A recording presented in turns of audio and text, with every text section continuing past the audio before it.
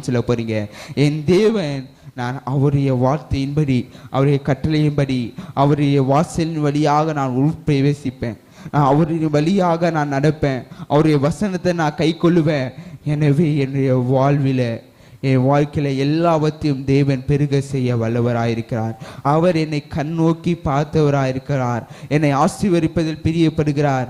எனவே என் தேவன் என்னை உயர்த்தி நடத்துவார் என்று நாம் அவருடைய வார்த்தையில நாம் கை கொண்டு நடக்கிறவர்களாய் காணப்பட வேண்டும்.